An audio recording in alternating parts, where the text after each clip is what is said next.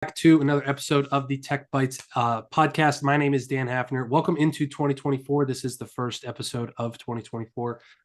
Before we get into today's content, if you're watching this on YouTube, on Spotify, Apple Podcasts, wherever you're watching the show, really appreciate any thumbs up, any likes, any shares, any comments. That really helps the show grow. Any ratings and reviews also helps if you're listening to this anywhere you're listening on your podcast app. So with that being said, super excited to welcome in my very first guest of the year, Sara Avalos.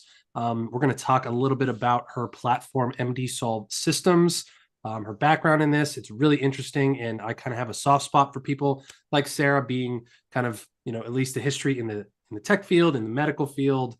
For those of you who don't know, my wife's in that field as well too. So I kind of have it was very interesting when I saw Sara, to reach out to her to be on the show. So anyways, without any further ado, welcome to the show, Sara. How you doing? Thank you for having me, Dan. Appreciate it. Yeah, absolutely. Super excited. So tell us a little bit about your background. How I kind of alluded that you were in the medical field, but then kind of now inside of the tech space. So tell us a little bit about you. Yes, I'm a nurse, a registered nurse, master's prepared. My first degree is in nursing education, and the second one is in nursing informatics. And so that started back in 2011. Uh, Throughout time and moved in multiple spaces. I was also a combat medic. I served in the military for 7 years during 9/11, and all of that was quite the event in history. Then as a military spouse after I left, and so my husband finished 20 years in the Navy 6 years ago. So I mentioned that is that every time I moved, I had to learn a new job, learn a new space, and train my predecessor Hmm. or my successor, sorry. And with that, it helped me see that I am more than my roles in each healthcare space, whether I was a nurse consultant, whether I was a nurse educator, whether I was an infection preventionist, an epidemiologist. So it really changed wherever I was. And so I realized that I needed to learn more about technology. So I actually, as a veteran, you get a lot of different benefits, which includes courses in software programming. I learned front web development. I also learned SQL and all of these other, and R, which is great and definitely in the data analysis space. Fun. And so, yeah, so I can go on and on, but it really had to do with realizing that I was a quick learner, and then I just jumped in and wasn't afraid, right? Like people are about afraid of failure. So that's really how that came to be in this. Wow, very, very interesting. And I will just say, well, thank you for you and your husband's service. We really appreciate all of that. And it's really interesting because I was never in the military. We never really had family but with being married to a woman in the medical field, we were moving every 3 years as well. So I've always compared it. I feel for the military people that move every 3 years because we did that for 10 years. We've moved 4 different times for this type of stuff following her along. So I was kind of down the same path of got a little hard to hold down a job, got a little tough to be like, hey, I want to promote, get promoted up the line. But then they were like, you're going to be leaving soon. So I had to hide that from employers and that kind of stuff. And it eventually led to the exact same path that you led to, like of, I got to kind of figure this out for myself and kind of do this type of stuff. So I feel you there. I really, really do.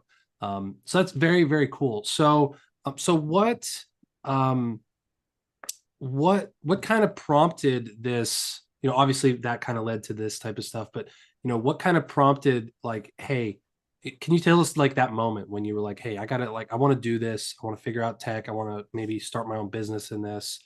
Do you remember like what triggered that? It had to do because if I were going to increase my impact, have a broader reach, it had to be more than the bedside one-on-one. And I had to figure out, how do I duplicate myself, right? Exponentially. Hmm. And so it had to do with more with, I needed to get into the updated times. Even now, a nurse informaticist, there's only one per hospital. Like there's not very many nurse informaticists. Oh. And so even trying to get my my training during my postgraduate degree program, it was so difficult. I had to apply to like 10 different hospitals to beg them, please let me train under a nurse informaticist. They're one nurse informaticist. So anyway, Hmm. it prompted needing to get with the times, understand that whoever doesn't go through the technology space will be left behind. And so I just needed to learn it, whether how difficult it was. And then you find that there are shorter cuts, right? Like I think you mentioned that there's different platforms in which to build. So at first I thought I'm going to just build everything from scratch. And then I got smarter and realized that I can combine different softwares together. So it really just, you can learn and learn the hard way and keep stumbling, or you can just work smarter, not harder. Yeah, I mean, I kind of went down that path as well too. This is really, really neat. Um, and it was funny because I never realized what the word tech stack meant, even when I was in that. And then I started to realize, oh, it's actually just, excuse me, a combination of that kind of stuff and how it all works together, you know? Um, so, so I guess that's a good segue into MD Solve systems, right? Because it's kind of a combination of all kinds of different pieces that we've kind of, been able to figure out how to put together and stuff. So, so can you tell us a little bit about MD Solve systems? Who it's for, what it does, what's the purpose of it? Yes, I actually have two spaces, two different avatars in which I utilize the platform for. Currently, I use it for healthcare providers in marketing and a lot of their operations in their outpatient centers. And Mm, so it'll utilize for their lead management, for advertising, a lot of the talking to new leads, getting them into the system, booking appointments for them. Then the physicians get the consultations, and then they move into the in-person spaces depending upon the procedures that are needed. So it'll have different segues, and then it connects with their ongoing database reactivations, is what they call it. It works in engaging with their previous customers, potential customers, and it just really allows them to continue that relationship with them, utilizing a lot of things that are connected all into one, right? Even AI, I connected it with OpenAI, using an API. I have used different things, just fusing it all into one system, which is, I think, absolutely fantastic. So the other oh, space, which I would be hoping to launch within the next couple of weeks, has to do with healthcare providers who want to teach or teach online or coach online into either like continuing education spaces or whether or not they want to teach the general public. Um, so that's a long-winded answer, but I could go on and on about each. But really, it's utilized to get people into their ecosystem, nurture them, operations, and then ongoing follow-up.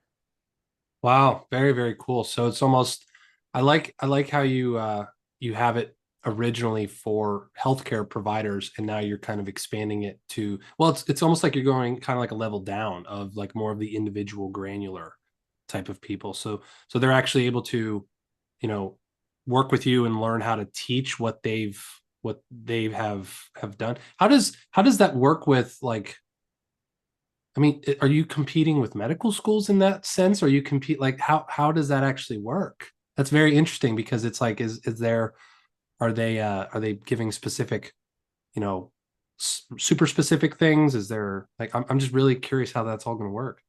Right. So the interest that I've gathered is a lot of healthcare providers teach anyway in their spaces. I'm not sure if you're hearing the jets. Not sure if you're getting that. No, no. Good. Awesome. So a lot of the feedback that I gotten, and I want to launch that in the next couple weeks, but just to so you know, or that I can explain the interest, there are healthcare providers that do not want to teach in a university space. They want to teach fellow professionals about the real things about working in the healthcare space, what they've learned, their experiences, best practices, that sort of things based on their own knowledge, right, and experience. There's another group of people that are interested in that want to teach the general public, but instead of being filtered by you see this one patient for an hour that have been filtered through their insurance, they want to be able to teach more people than just one-on-one. For example, there are physical therapists, and like one idea that I can remember is wants to teach um, in how to treat incontinence in women who have suffered cancer therapy, right? And in order to not need surgery. So there are different ways in which there's a lot of knowledge, right? And we hear about so many people teaching anything under the sun. But what about a professional teaching about their knowledge and experience in really treating people, but not in a treatment, not in a patient provider relationship, but more of a coach, more of an instructor. And so that has to be super clear. Wow, that's really, really neat. I mean, you hit the nail on the head, like the online education space. I don't even know the latest numbers. It goes up, seems like every new study you see, it's by 2028, it's going to be a trillion million bajillion dollars or like something like that. So it's that's really interesting because there are a lot of courses out there for learning just about everything. It's almost like apps, right? It's like there's an app for that. It's almost like there's a course for that now. But that's super interesting because I can think of how this could apply for physical therapists, all kinds of different people in that professional space. That's really, really interesting because like just like you said, there's all these different like niches or verticals that can then be applied to that. So your platform helps them bring that to fruition, correct? Right, and having a package, so that's why it's going to take me a couple more weeks in that it's made so that the software really it's a plug and play system for them so that they won't Mm. have to build anything. They will just have to plug in their content, put in their custom values, and it will just plug all the way through so that way they won't have to worry about a lot of the support because I'll have 24/7 support and weekly training, Q&As, and all of those types of things that and where a lot of software platforms I think fall short is that they don't provide that level of support for the end user. And so then people drop off, right? People are disillusioned or, oh, it's not going to work as well as I thought. So really it's intended to support all the way through. Very cool. Very cool. I like it. So how are you differentiating? Is there, I don't even know, I can't even think of a competitor off the top of my head. How are you differentiating yourself? This is more of a marketing and Sure, messaging sure. type of question, but I'm interested, like, is that your differentiator of the plug and play system, the ongoing support, that kind of stuff? Or is it that it's more of the professional education type of thing, or maybe it's both? So it is from a master's prepared nurse who happens to specialize in education, a person that has transitioned from the medical space, the traditional medical space into this space, be able to be the guide, if you will, the plug and play, yes, to have it all ready to go for them. So I need to do a few more tests in order to make sure everything works just right. And then the ongoing support 24/7, and then installation, either for you or with you.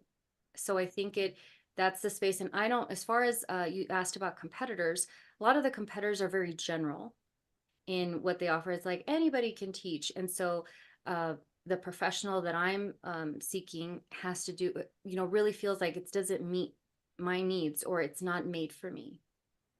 Yeah, that makes a lot of sense. So, okay, so let's talk about software then. How is this your first venture into the software of like having an actual tech company? The first successful one, yes.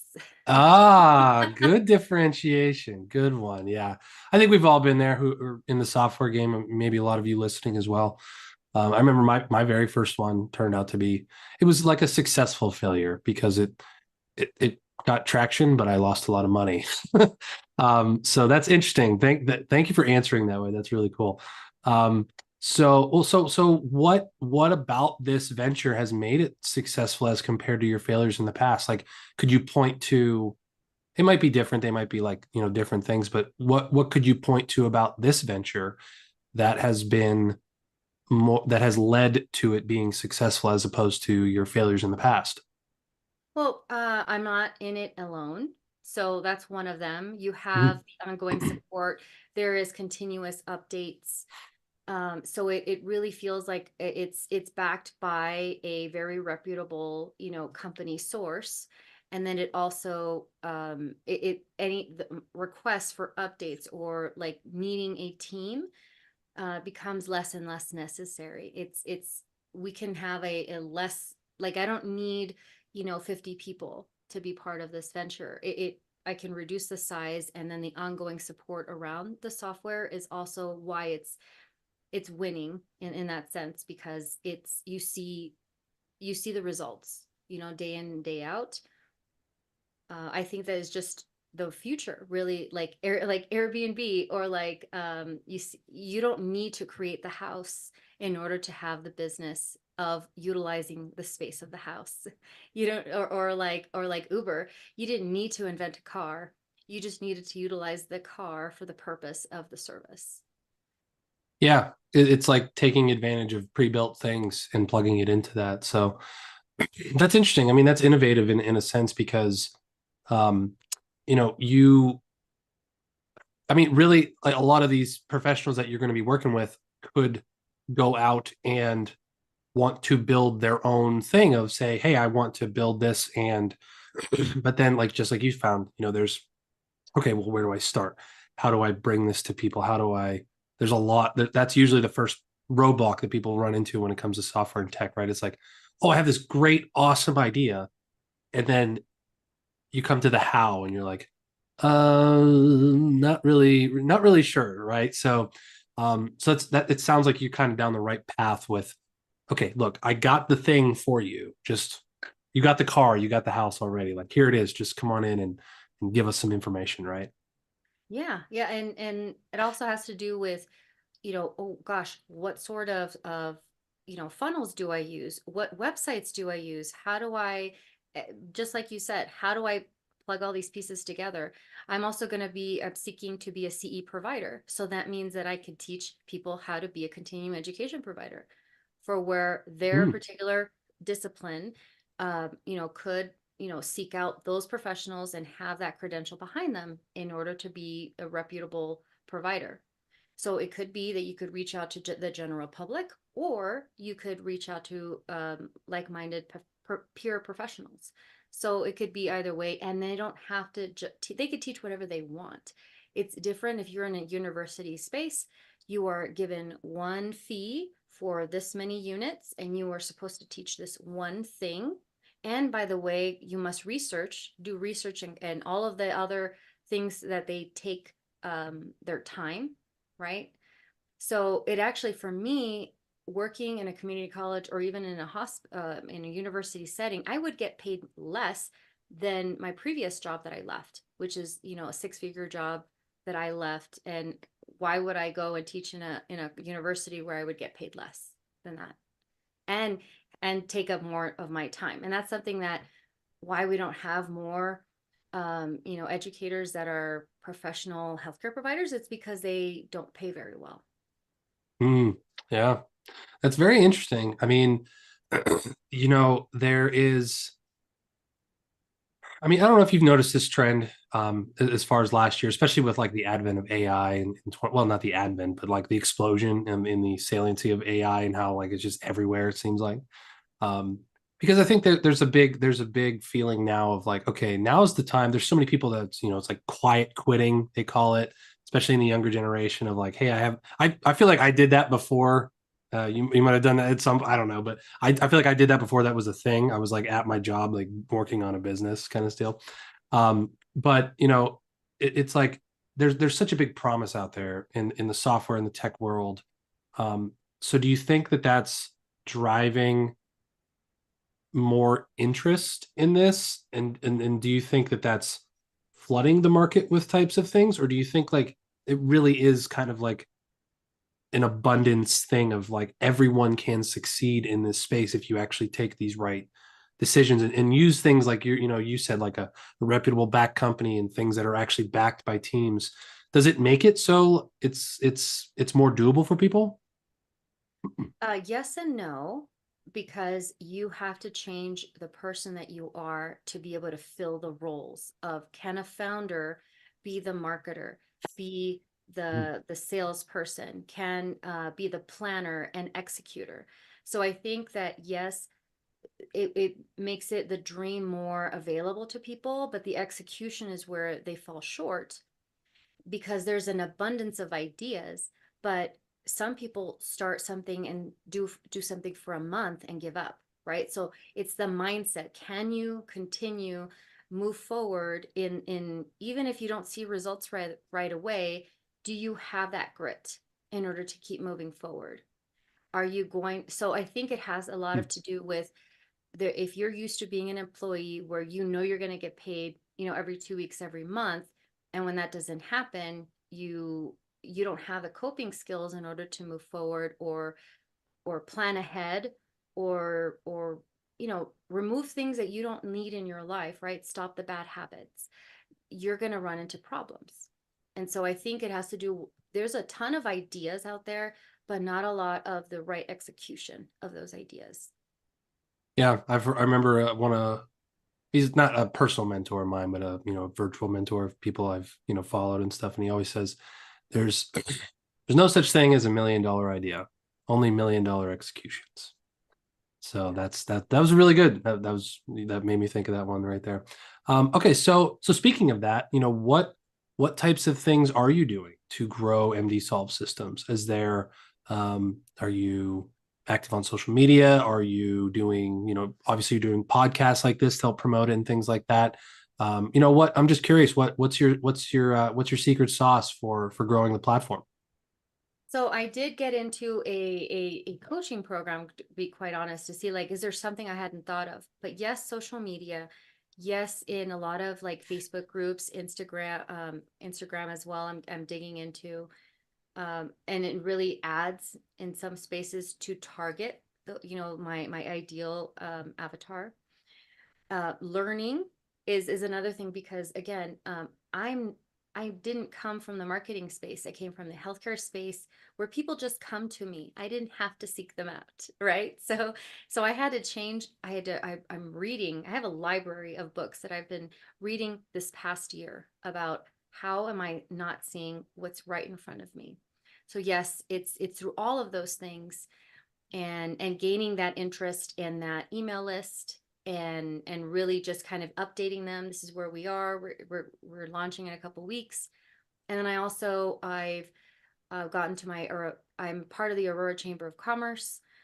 I also part of a leadership team with them, doing a lot of construction work for like a crisis center and the Aurora Mental Health Center and the Hmm. Village Institute. So I'm doing a lot of the outreach, both in person and online. And so, of course, I could do a lot better with it. And so I'm going to be hiring a team to help me as well, because I noticed that I'm the bottleneck in a lot of things where I could be outsourcing things that I should be. And I'm sure you probably realize this, and probably come up with processes on your own, where if I don't have a process and I'm the bottleneck, well, then I'm the one that's not allowing me to grow. Yeah, 100%. I think there's always a level of that.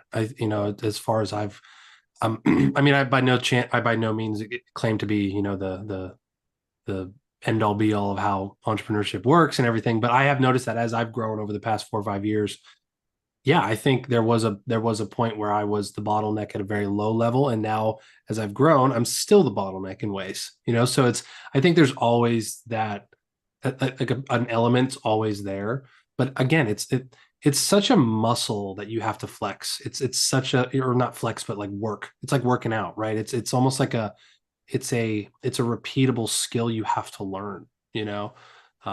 Anyway, well, just a quick side note from something you mentioned you read a lot of books. I always like to ask, like, is there, not your own or anything, but is there a book recommendation that you had from last year that really, anything that would be really good for us to check out at all? Yes, Alex Hermosi's $100 million lead. That's And so funny. I I just bought listened to like, that.